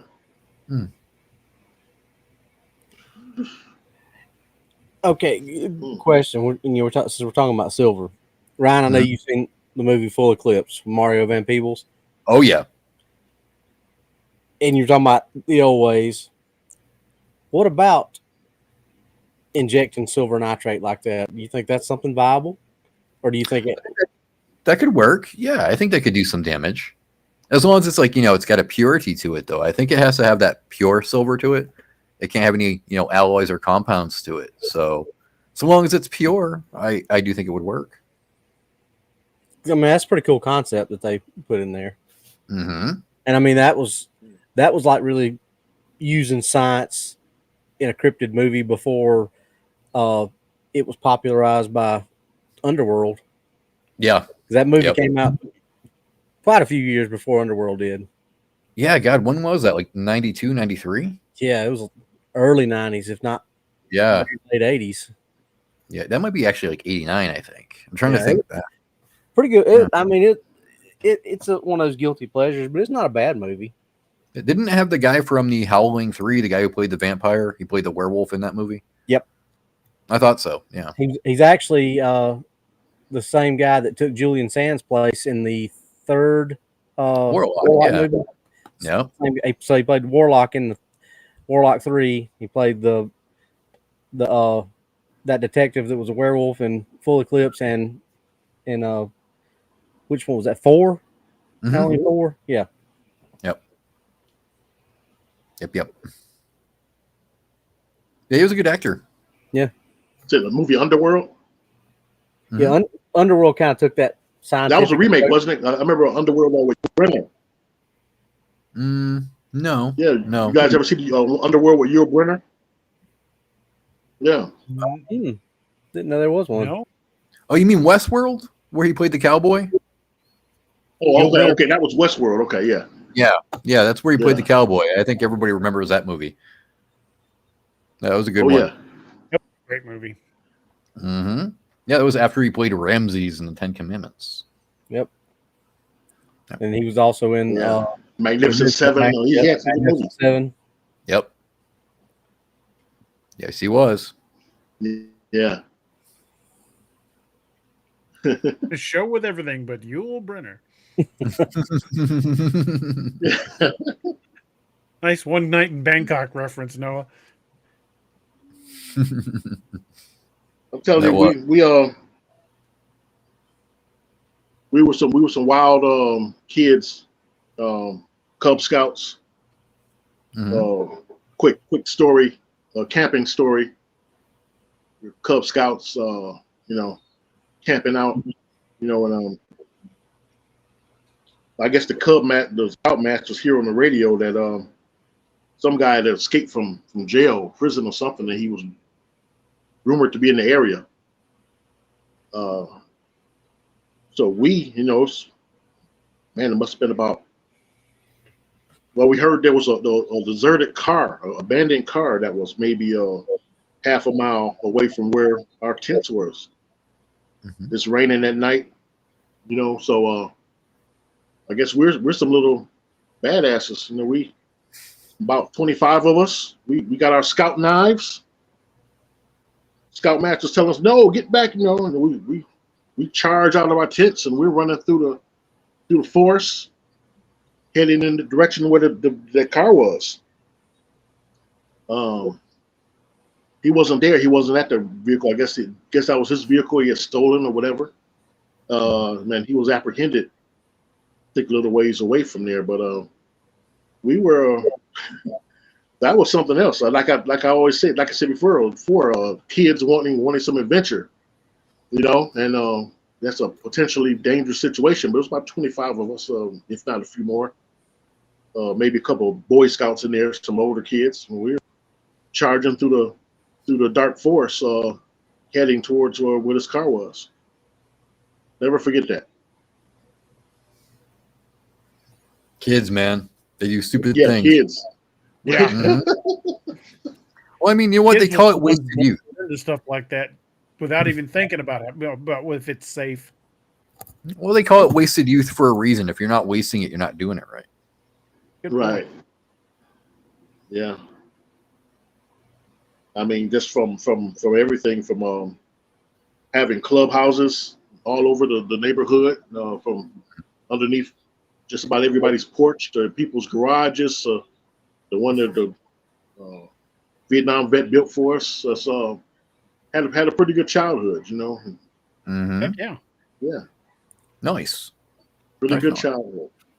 Then video games came along, and now they, I guess they hardly get them outside, Yeah. House, give us bottom. Yep. Okay, you got it. Bottom of the hour. So we'll go ahead and talk about our third and final of the affiliates, and that's Brock Blades. Ken Brock over at brockblades.com. Trying to get that. There we go. I'm sure a lot of you old timers with the show remember Ken Brock. He's in and out of the chat. Ken's a retired cop. Spent his whole career in law enforcement, but he makes custom blades in the back of his house. Whereas Scallywag blades are excellent, high-quality blades, they are mass-produced. So if you buy any two of them, they're going to be identical. But if you look at these two knives that Robbie and I are holding up, they're both called the Skane Dhu, which is a Scottish dagger, but they couldn't hardly be more different. I mean, the blade lengths are different. The blade shape's slightly different. The handles are different. There's different colors. Every knife that Ken makes is a work of art because no two will ever be identical, but they're also top of the line blades. This is part of my everyday carry kit. I keep it in my usually my front jean pocket, but his blades aren't meant to just be set on a shelf and looked at. They're beautiful blades, but they are functional blades. And anybody that's an outdoorsman or a hunter or a cryptid hunter would probably enjoy would enjoy the gift of a good blade. And having a custom blade made for something is something that would definitely be treasured. So check out brockblades.com. He has a number of blades that are currently available for purchase, or if you want to design your own, you can do that as well. There's a form on there you fill out, give him the specifications, tell him exactly what you want, and he will build it to spec. So check out brockblades.com. Use discount code Cryptid10 for your entire order, for 10% off your entire order. And make sure you let him know that you heard about him here on DAX Machina. And he'll make sure that even with a custom order, you still get your 10% off. So check out brockblades.com, and we're happy to support a first responder who's now retired and making knives for a living, and he does some wonderful work. So check him out. Salute.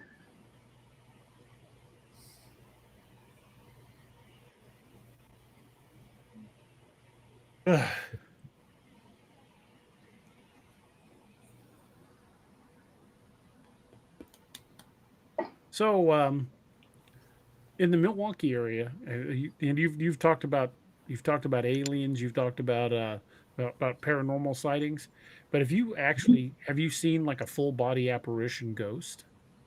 Ooh. Yes, I seen one that had to have been a ghost.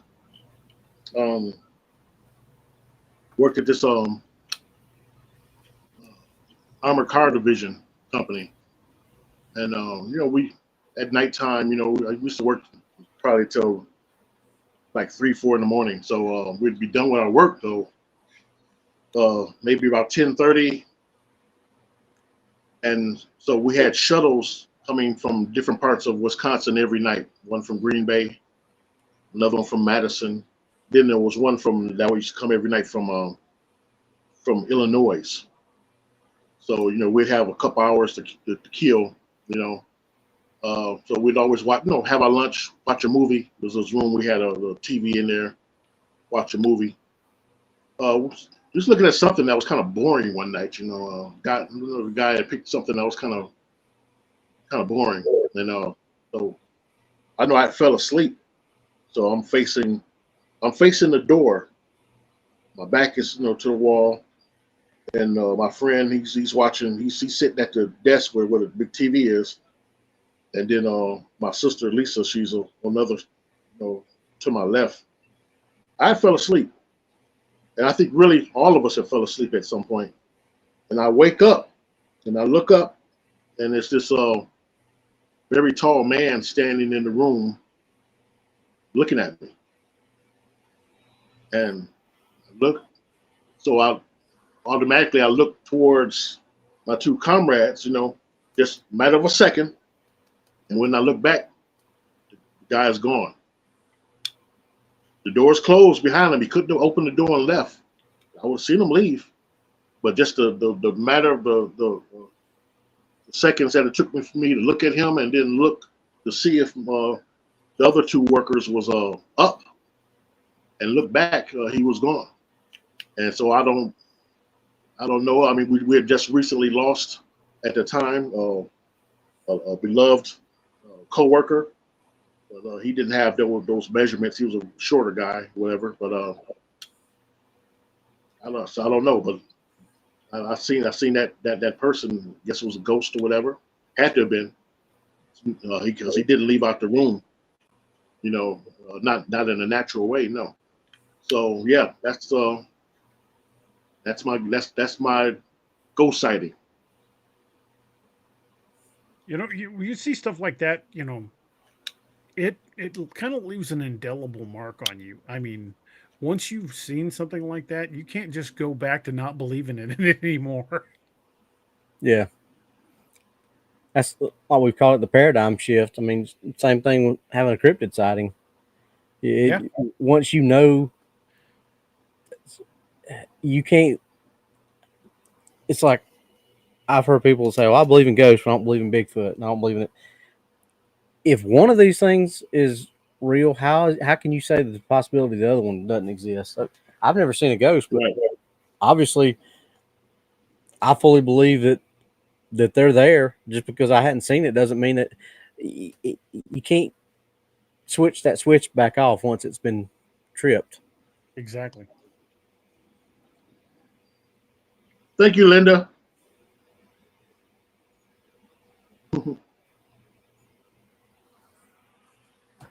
She one of your moderators? Yes. No. She's not. I'm sorry. I was thinking of somebody else. Sorry about that. Thanks for the love, Linda.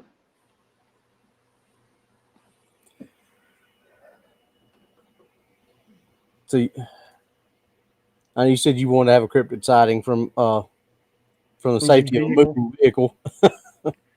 Yeah, it probably is the safest way. True. Yeah, I want to be moving and see and be with someone and it's like, what is that? And we look and oh my God! And as we're rolling by, I mean, maybe depending on if it seems aggressive or not, maybe we can try to get some video. Stop and maybe get some video. But I'm gonna leave the car running because if it comes getting out, good comes solid our way, videos, getting good solid video is not easy to do because generally I know sightings like that take place in the span of a few seconds. And if you take your eyes off of them to open your phone app or grab a camera, they're generally gone by the time you look back up. I mean, I heard this one lady, probably one of my favorite stories was she said it was her and I think her sister and mom. They were in the car riding, and it was kind of nighttime, and they passed by this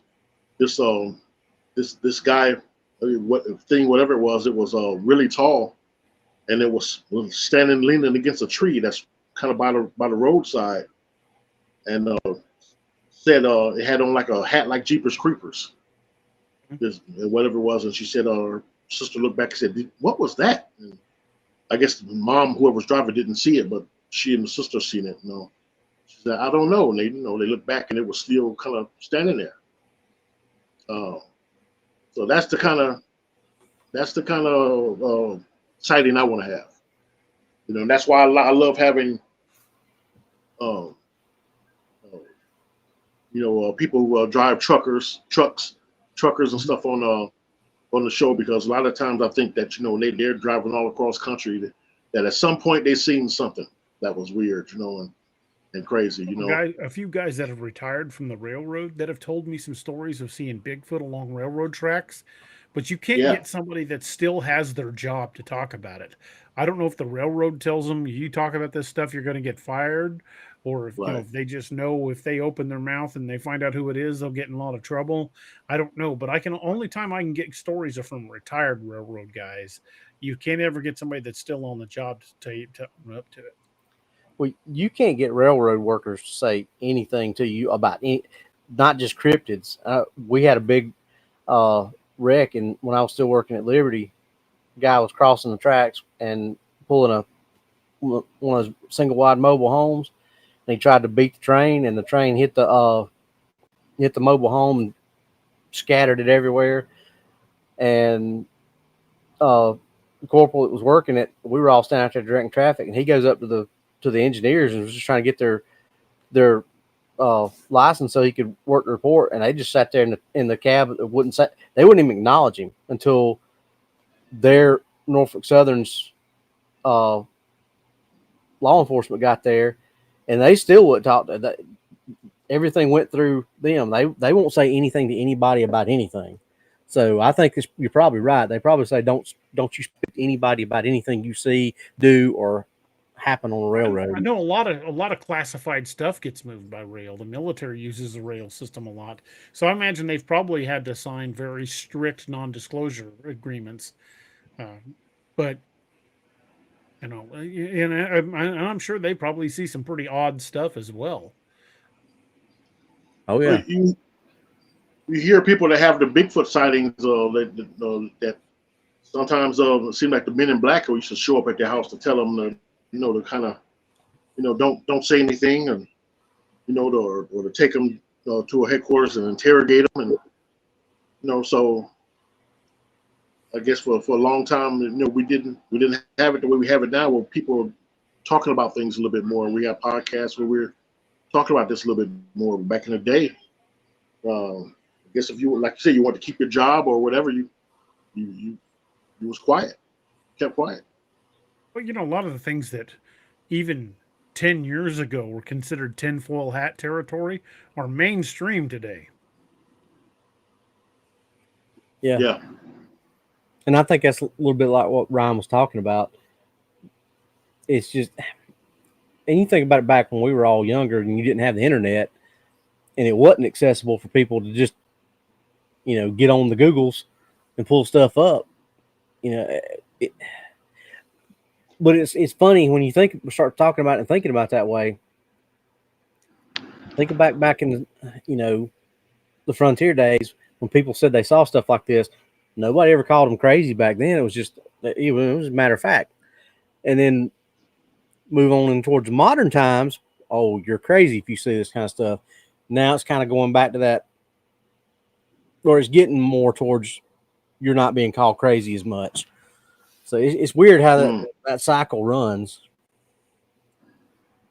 Yeah.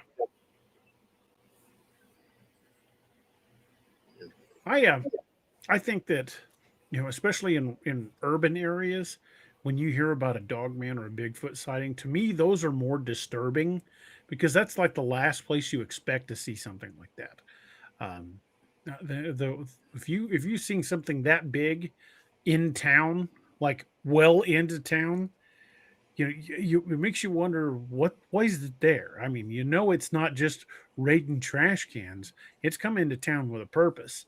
Otherwise, it would have just stayed at the fringe and picked off trash cans at the edge of town. If it's come into town, it's got a reason. Wow. Yeah. That's scary. Yeah, I wonder about stuff like that because I've heard a lot of urban Sasquatch and urban Dogman stories where people have seen them. Heck, there was an urban Dogman sighting not far from here, just up in St. Louis. A guy went out to take his trash out. He usually took it out during the day, but he forgot. Went to take the trash out to the curb once it got dark, and there was one standing at the end of his driveway. I'm pretty sure that guy was absolutely terrified. Well, what about probably never forgot the trash again, unless he just said, "You know what? It'll go with the morning." What about the story you told about the guy who heard something downstairs at the dog door and started to go downstairs? Yeah. And that happened just outside LBL. Yeah, there was an old boy that was sleeping. His bedroom was upstairs, and he had I think it was a small breed dog. I don't think it was very big, but his dog was going ape, and he had a dog door built into his kitchen door so it could go in and out when it wanted to. But the dog was going nuts. So he got up, grabbed a gun, and headed downstairs to see what the dog was freaking out. And there was a dog man with its head and one arm through that dog door trying to get into the house. And I guess he mag dumped and it took off, and then he promptly boarded up the dog door. Wow. I would probably empty every magazine I had into that thing if it was coming in the door like that.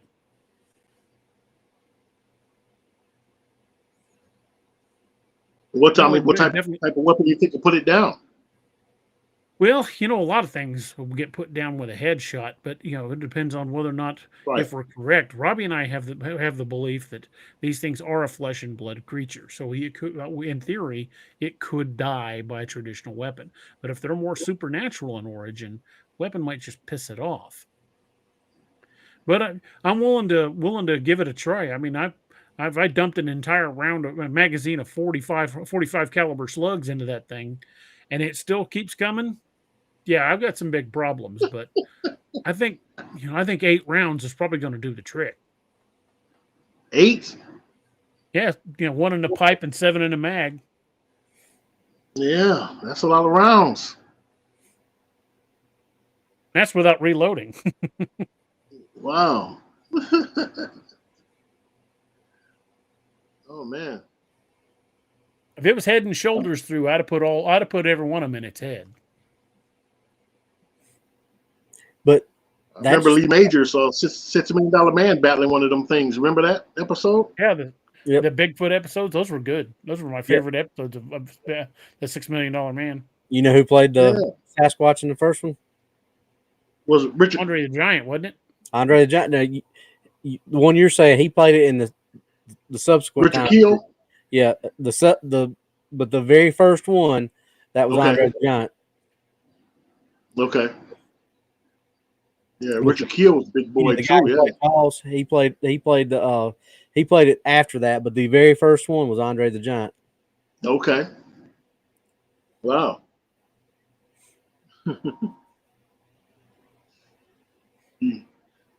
Seem like you guys are. Dragon's breath. Burn that to hell. I don't know that I'd want to use a dragon's breath on something that was halfway in my house. You'd probably burn your house down because that stuff is burning hot when it comes out. Yeah.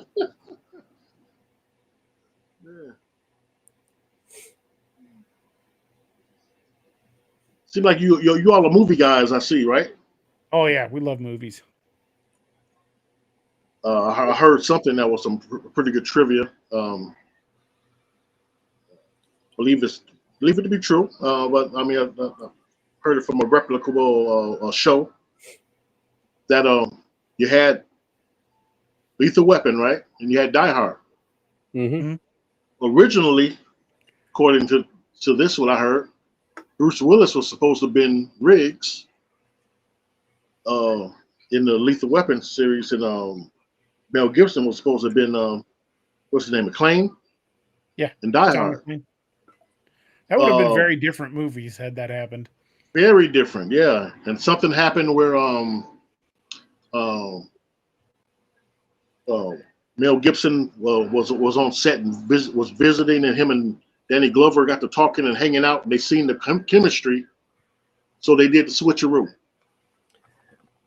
Well, now I don't know how true this is, but there's actually rumors that the script for Die Hard was supposed to be the second Predator script, and Arnold didn't want to do it, so that's why Bruce Willis got Die Hard, and then eventually Danny Glover, which that kind of ties all that in, because Danny Glover was Mike Harrigan in Predator 2.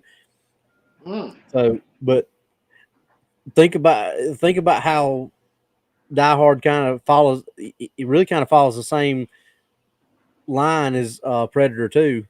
Yeah. Noah had a good question a minute ago. He posted. He said, "Do you think Bigfoot or Dogman would recognize the sound of night optics when they're turned on, because they kind of make a whine when they power up? I don't know that they would recognize the sound, but they might take it as a threat. I can't see that Bigfoot and Dogman would have a whole lot of experience around NVGs, but it's entirely possible." Well, especially if the rumor of the military training some of them is true, they might recognize the sound of night vision powering up.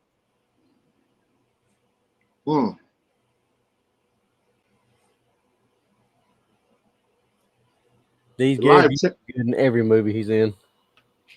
Gary Busey is a national treasure. Busey. I love Busey. Even after he bounced his head off of Malibu Highway. Gary Busey owns my favorite line in movies of all time. What? In Silver Bullet, when he's talking to his niece and nephew, and she's like, "You want to go? I'll show you where it's at. I'm not scared." He goes, No. I'm a little too old to go play the Hardy Boys meet Reverend Werewolf. That is the funniest and greatest line. Yeah, I love that. Oh, that movie was a classic too. Yep, great movie. One of King's best, in my opinion. Yeah, the book and the movie are very different, but just a few. And I still get creeped. I still get creeped out when the young man's on the, he's playing with his fireworks on the bridge, and you can see the reflection in the water come up on the bridge. Oh god! Yeah. No, when he's shooting them and the fireworks blast over top and it shows the reflection in the water, and it's standing over in the woods watching. Woo, that's a cold chill moment. Yeah. Yeah. Silver Bullet or something else. I just seen a movie called Man versus Bigfoot. It was pretty good. It was on YouTube. Man versus Bigfoot. Yeah, that was I've seen that the other one day. That's the one I was thinking about the other day. Yeah, Really I good want to see that one. movie. That's the one. Really In where, your good opinion, movie. what is the best Bigfoot movie? There's some good ones, and there's some real stinkeroos too. Yeah. Probably the one I just mentioned. Man versus Bigfoot. That's a pretty good. And that's then there was a movie called Sasquatch that was okay. the Man versus Bigfoot. Correct me if I'm wrong, Roy, but that's the one where the guy's brother goes out camping, and they think he's been killed, and then he goes out and tries to find him, and he's out in the woods, and he meets up with that old Indian that kind of tells him a little bit about it. He ends up bringing gifts. Yeah. Okay. Yeah, that's one I told you about I think I watched it a couple months ago. It's not bad. I mean, it's a B movie, but Primal was it Primal Rage or Primal Fear? Primal Rage. Primal Rage. That is great. That's a good one. That's the one we talked about. We theorized that they based that on a Gugway. Yeah, that just meets the description of a Gugway, and those things are nasty. Exists is really good. Yeah, that's a good one of my one. favorites. House, there's some real stinky ones, but like Abominable, that one's it's cheesy, but it's still good. That's got some creepy moments to it. Abominable's in the middle. It's one of those that the actors it had some great actors in it, and they tried. I love that they did practical effects in that movie versus CGI, but there was, like you said, there was definitely some cheese in that one. But there was a big slice of Gouda in that one. Yeah. You're talking about Bigfoot versus Zillafoot, not Godzilla. That is one of the stinkers. I haven't seen that one. Yeah, don't waste your time. That is dumb as. I mean, there's some bad ones out there, and that's one of them. Suburban Sasquatch is another one. Have you guys seen Dawn of the Beast? I think I have. No. Tell me. Kind of a low budget production. It starts out this group of college students. I know that's a trope. This college students go up. They're a film crew. They're a film class, and they go up in this cabin in the mountains to start filming. And what they run into initially is a Wendigo, and it starts taking them out. And as the movie gets closer and closer to the big final action scene, a Bigfoot shows up to take the Wendigo out. Now, creature effects are pretty good. The acting's the writing was good, but it was a very low budget film. But overall, it was a pretty good film. Wow. Yeah. Thanks, Greg, man. I appreciate that, brother. Well, I was just talking to somebody today at our family reunion about I would love to see Lakeview Man turned into a movie. Any of them would be good. You love to see what? My book, The Lakeview Man. Okay. I would love to see all of them turned into movies, but I think Lakeview Man would probably be easily the most cinematographic one. And if that one opened up, then it would open up, or if that one did good, it would open up the rest of them. I just watched that. What I tell you that when I watched about the Yowie the other day. Oh yeah, Throwback. Yes, Throwback. That's a good movie. Yeah, it was definitely, you could tell, low budget, but they did a lot with what they had. Yeah. Creature effects were not great, especially the close up. When they had it hid behind the trees, it was a lot better, but the close ups were kind of. But when it comes to creature films, sometimes less is more. Yeah. But the story and the way the cast did was really good all around. It's like I said, it's just yes, little Patty, I am right there with you. DA loves to tease me about Bone Tomahawk. I love that movie. I hate that. Watch it again. There's one scene in that movie. I want to know if you have any lizard or alligator stories in the sewers up there.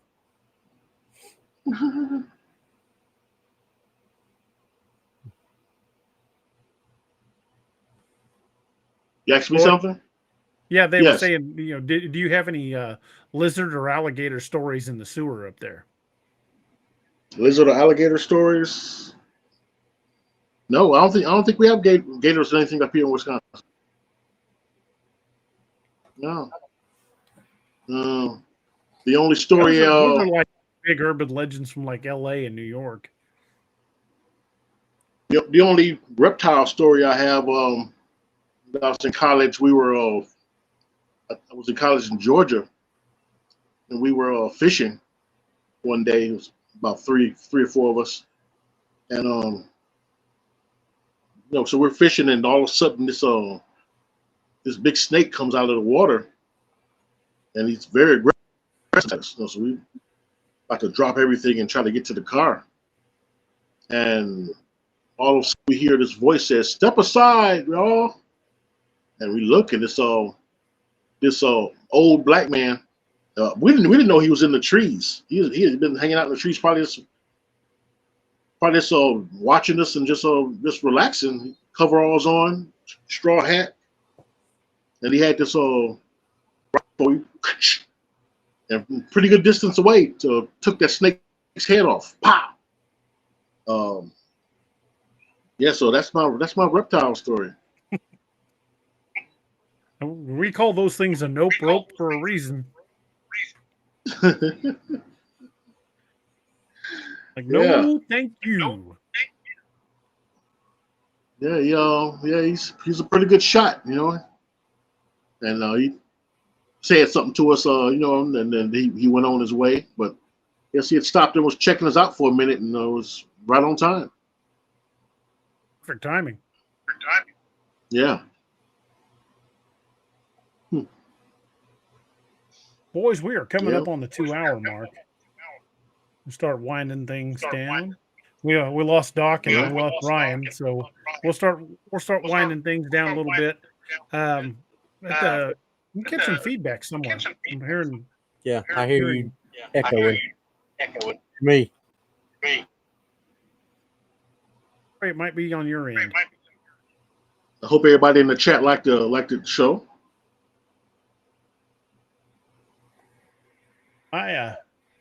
We're picking up feedback somewhere. Hearing myself a couple seconds after I talk.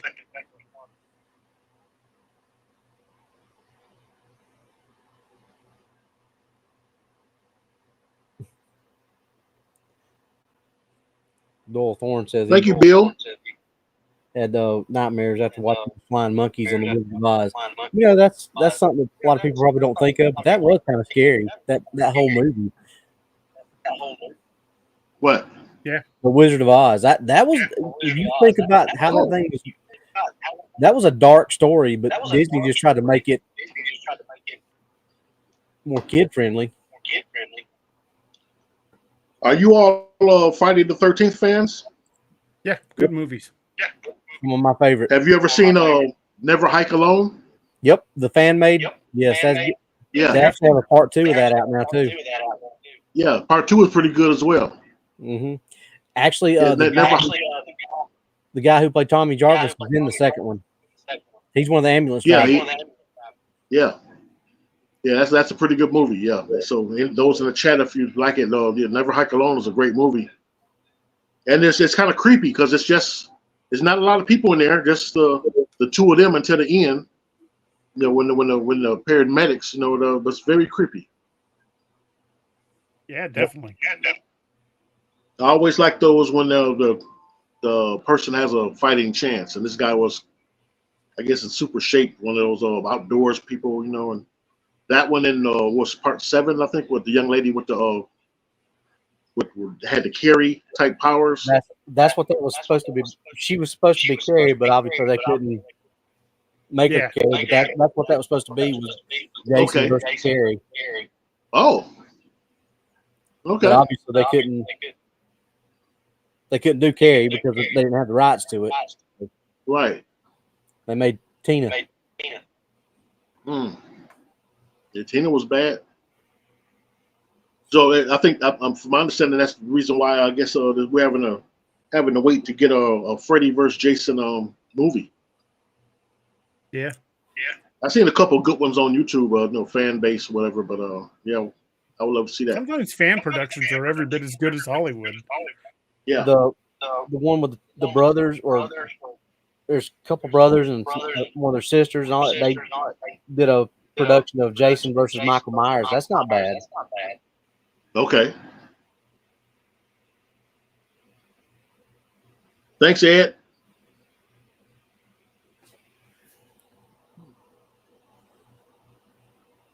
Thanks, Leanne. Well, guess the chat enjoyed it. Yep. Definitely. Yeah. Well, we're going to wind things down and start Okay. calling it a night. You want to tell everybody one more time where they can find all of your stuff? Well, you can find my podcast on Spreaker.com. Let's look up Quest Nation on Spreaker.com. SPREAKER.com. And on Facebook, I'm Roy Washington. On Twitter, @Smooth Novelist. On Instagram, Novelist 2019. And I think I have pretty good content, and I have these guys on from time to time. So I just love doing it. And if there's anybody out there who would like to come on the show or whatever, just leave a message with DA or Robbie, or you can email me at. Can I give out my email? Sure, absolutely. You can email me at lp.wash@yahoo.com. There we go. I really enjoyed you guys. You guys had a great show. Hey, man. I always enjoy talking to you. Yeah, same here, Roy. We had a great time. Yeah. Man. And I'm gonna have my hat next time. There you go. You be in the club. Yeah. You guys look so cool with them hats, man. Thank you, sir. Appreciate I it. don't know about how cool I am, but I do like my hats. Yeah. Robert, you haven't had to chase nobody in the woods yet, lately, have you? Not lately. Okay. Well, you be safe, sir. Yes, sir. Thank you. You have a good one, brother. All right now. See you, Roy. Okay. See you guys. Show. Have a good one, man. We're at the in part of the show where we always like to mention the 22 a Day Foundation. We lose 22 veterans a day to suicide.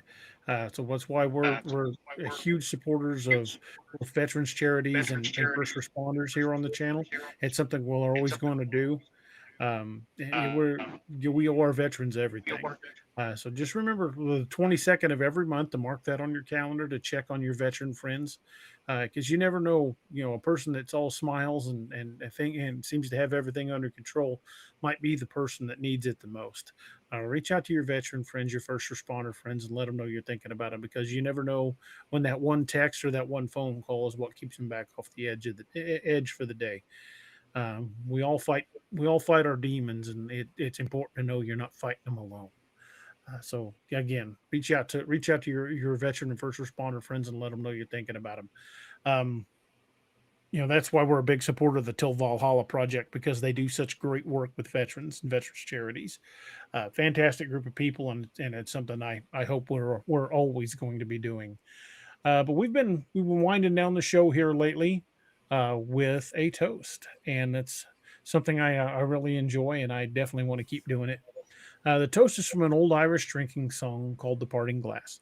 Hey, DA, before you go on with that, we forgot to mention. Don't forget to go check out the Woodwalkers. They'll have their show on tomorrow. Definitely. Yeah. All Spencer, Greg, and Misty were all in the house tonight in the chat, and didn't want to forget to get a shout out for y'all to go check them out. Woodwalkers with a Z. They should have their show on tomorrow afternoon, so go check them out. Great group of people. Sorry, it just hit me. No problem. Definitely, no problem. I don't know the code, or I would put the command. I would put that in. Noah, can you throw up the link for Woodwalkers if you're still listening to me? I'd appreciate it, man. But anyway, the song is called "The Parting Glass," and it's played at the end of the day in Irish pubs all over the world. And if you listen to the song, it's a very beautiful, beautiful and haunting tune. But when you listen to the lyrics, it's talking about more than just raising a glass to someone at the end of the day and the closing of the bar. It's raising a glass to those we've lost along the way. So if you guys would join with me, I don't care. It doesn't matter if you're drinking water, milk, doesn't matter. Whatever you got, just raise a glass as we close out the show with a toast. And remember those that we've lost along the way, especially with this weekend, Memorial Day weekend. So join us as we raise a glass. And the quote says, "But since it fell into my lot that I should rise and you should not, I'll gently rise and softly call. Good night and joy be to you all." Good night, everyone. Thank you for joining us. Catch us again Wednesdays and Saturdays on DAX Machina. A special thanks to all our channel members and Patreon supporters. Please make sure to like, share, and subscribe.